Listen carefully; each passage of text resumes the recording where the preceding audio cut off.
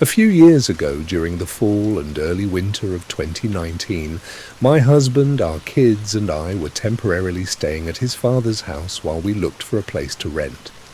We ended up moving into our own house a couple months later, but at the time this happened, we had been there less than a week.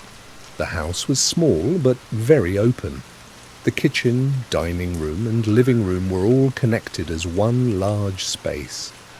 Between the kitchen and living room was a long counter with a sink built into it, almost like a bar, though my father-in-law never used it that way. He always kept a couch pushed right up against it instead. On either side of the counter was a small open walkway leading between the rooms. Across from the front door was a hallway wall with 3 doors lined up side by side. From left to right, my father-in-law's bedroom, the bathroom, and a tiny spare bedroom where my husband slept. My father-in-law always kept his bedroom door closed and usually had a TV, a fan, a space heater, or an air conditioner running depending on the weather. I honestly can't remember whether my husband's door was open or closed that night. What made the house unsettling at night were the windows. Almost the entire house was surrounded by them. Floor-to-ceiling windows stretched across the front wall, and long sliding windows lined both side walls. The house had originally been built as a small lake getaway cabin, designed so people could enjoy the view from every angle. At the time, my father-in-law was remodeling it. He was building a front porch and planned to replace many of the windows with actual walls, but none of that had happened yet. The porch itself was unfinished. That night, I was asleep on an air mattress in the middle of the living room with our 3 children. My youngest, about 18 months old, was sleeping in my arms, and my other 2 children were asleep on either side of us. At some point during the night, I woke up suddenly. I don't know what time it was, but the house was quiet, completely quiet. No one else seemed awake. I laid there for a while, trying to figure out why I was suddenly so alert. Nothing seemed wrong. Eventually, I convinced myself it was just one of those random moments where your brain wakes you up for no reason. Then someone knocked on the front door. It wasn't violent banging, but it was absolutely a knock, clear, deliberate, repeated. The front door was on the kitchen side of the room, just beyond the dividing counter, while the air mattress sat in the center of the living room. I remember not wanting to answer it for several reasons. I was trapped between 3 sleeping kids. It was freezing outside, and we were warm under blankets together. It also wasn't my house, and strangely, nobody else in the house reacted at all. The knocking continued, longer than any normal person would knock on a stranger's door in the middle of the night. It became more persistent, but never turned into pounding or yelling. No one called out, no phones rang, just knocking. Eventually, I heard footsteps moving across the unfinished porch. My father-in-law had construction materials stacked outside, boards, tools, random supplies leaning against the house.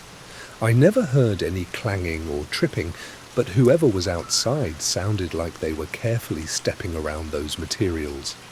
Then I heard tapping. Not on the door, on the window closest to where my children and I were sleeping. There was an old TV and a small stereo sitting on little tables between the air mattress and the windows.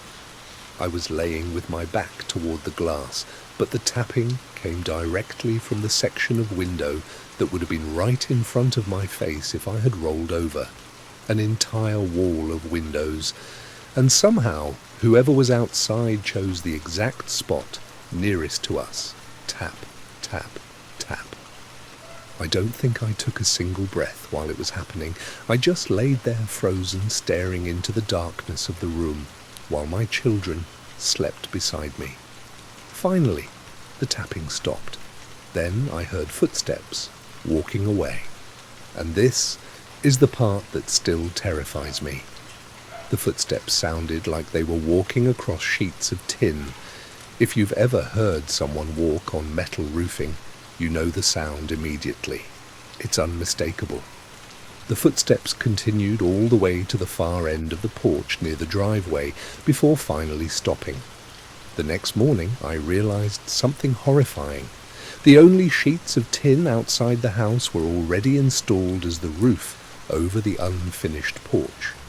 There was no loose metal stored against the wall beneath the windows, nothing anyone could have been walking across at ground level, which meant the sound I heard could only have come from someone or something climbing up onto the roof of the porch itself. To do that, they would have had to pull themselves up from the unfinished porch floor, walk across the roof directly above us, then jump back down near the driveway. I know what I heard. I know someone or something knocked on that door. I know something tapped on the window right beside where my children were sleeping, and whatever it was, it stayed there long enough for the feeling to shift from confusion to pure dread. Even now, years later, thinking about it still scares me in a way nothing else ever has. Honestly, that's probably why I'm sitting here typing this story in the middle of the night instead of sleeping. And, of course, while writing this, an owl outside suddenly made the most horrifying, almost human sound I've ever heard before fading back into normal owl noises. Perfect timing.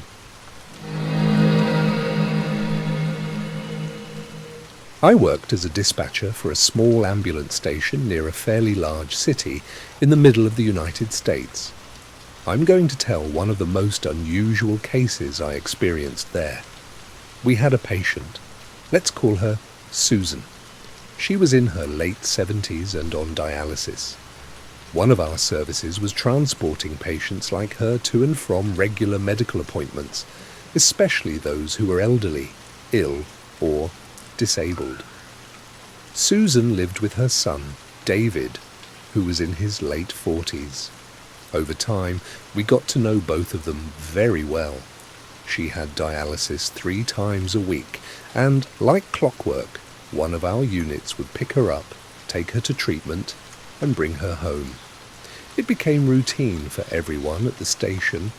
We all recognized her name, her schedule, and her situation. At one point, Susan wasn't feeling well, but she still insisted on going to her dialysis appointment. So we arranged transport as usual. During that appointment, while she was receiving treatment, she lost consciousness and was taken by our crew to the hospital. When her next appointment came up, we called the hospital to check on her status. We were told she would likely be discharged the following day, and that she was receiving dialysis there instead for the moment.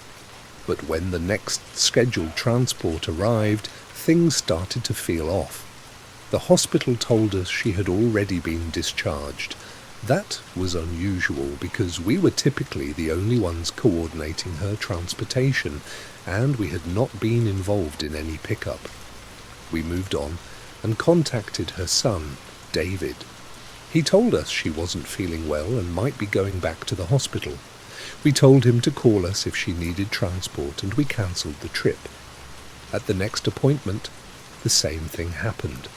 David said she was in the hospital again. We didn't question it too much at the time because her health had been declining. This pattern repeated. Then, at the following appointment, we tried calling David again. He didn't answer. He didn't return any calls. Since we had an obligation to transport Susan unless told otherwise, we sent a crew to the house. When they arrived, David answered the door. He seemed surprised to see them. He said he had forgotten to call, and that Susan was still in the hospital and not doing well. The crew left, but something didn't feel right. They radioed back to dispatch and asked us to verify with the hospital. We called immediately, and the hospital had no record of Susan being admitted. That's when we escalated it.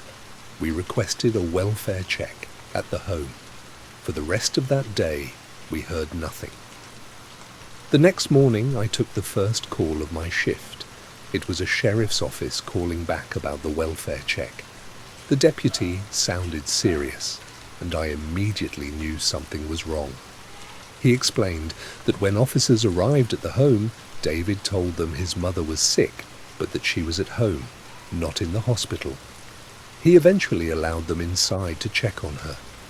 Inside the home, they found Susan on the couch, wrapped in blankets, positioned as if she was simply resting and watching television. But she had been dead for some time. Authorities estimated it had been about 2 weeks. When they spoke with David, he admitted he had been changing her clothes and spending time with her, as if she were still alive. It was clear he was dealing with severe mental health issues and grief. What stood out most to me was how many small signs there had been along the way, but none of us had the full picture until it was too late. And there was no public follow-up, no news coverage, nothing further released. It's one of those cases that just disappears into the system, even though it stays with the people who were involved.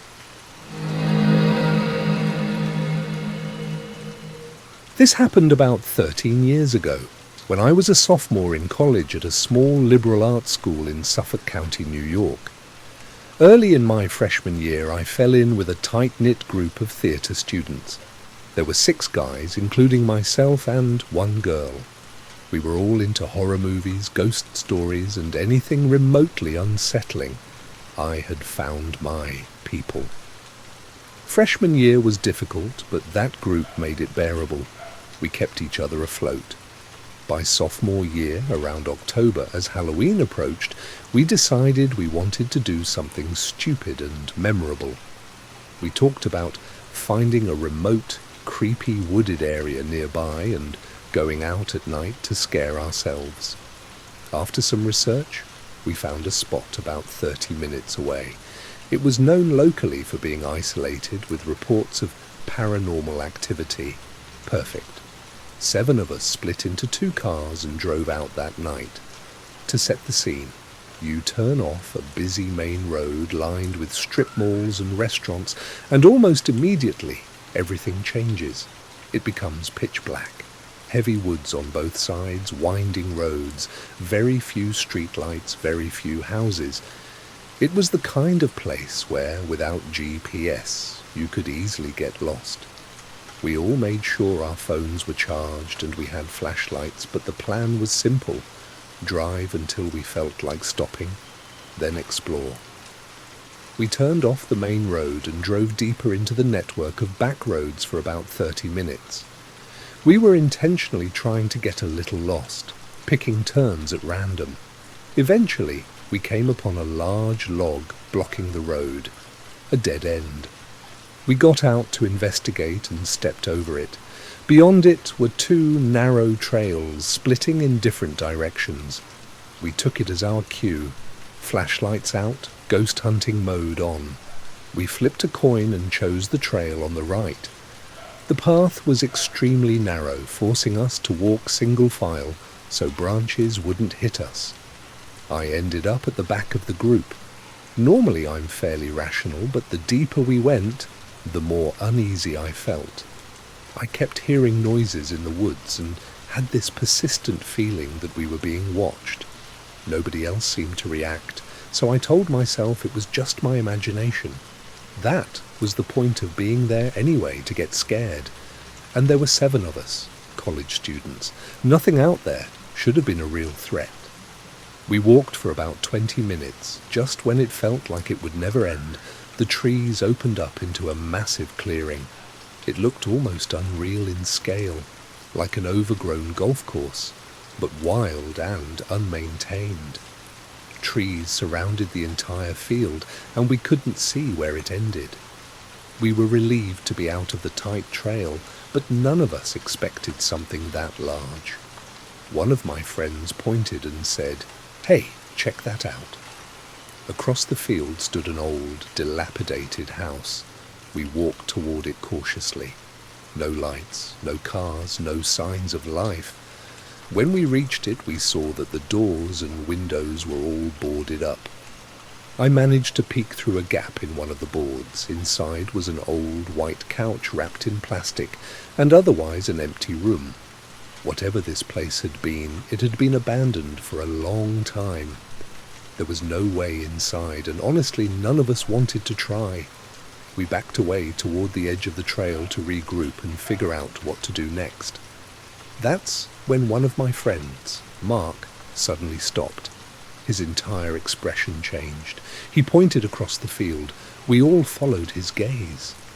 Far on the opposite side of the clearing, near the tree line, there was a figure, tall, thin, pale. It was moving erratically among the trees, darting, spinning, swinging around trunks like it was dancing, almost like a strange, looping ritual. It took a moment for our brains to even process what we were seeing because of how far away it was and how dark the woods were. One of our friends, Jay, who was 6 feet 4 inches and usually the most skeptical of all of us, couldn't see it at first. I pointed and told him exactly where to look. When he finally locked onto it, his reaction changed instantly. He grabbed my arm and said, "What the fuck is that?" And then everything escalated. The figure stopped moving. It turned toward us, and then it started running straight at us. No hesitation. We didn't think. We just ran. Back toward the trail. Back the way we came. Jay, still confused, was yelling after us, asking what we were seeing. For a few seconds, he was the only one not reacting until he suddenly screamed too and started sprinting. We ran through the woods like that trail didn't take 20 minutes to walk in the first place. Branches, darkness, pure panic. We made it back to the cars in a fraction of the time it took us to get in. Everyone jumped in and we got out of there immediately. Once we were far enough away, we pulled over and tried to process what had just happened. Nobody really had an explanation. Our hearts were still pounding. Nobody was joking anymore. Nearly 15 years later, we're still friends, scattered across different states now, with marriages, kids, and completely different lives. But every so often, one of us will randomly text the group something like, "The woods. That really happened, right?" And the answer is always the same. Yes, it did. What still sticks with me isn't just what we saw, but how it behaved. Whoever or whatever that was, it was alone in the middle of the night, moving like it had no fear at all. And then it came directly toward a group of 7 people without hesitation. We never figured out what it was. And honestly, I don't think any of us ever really want to.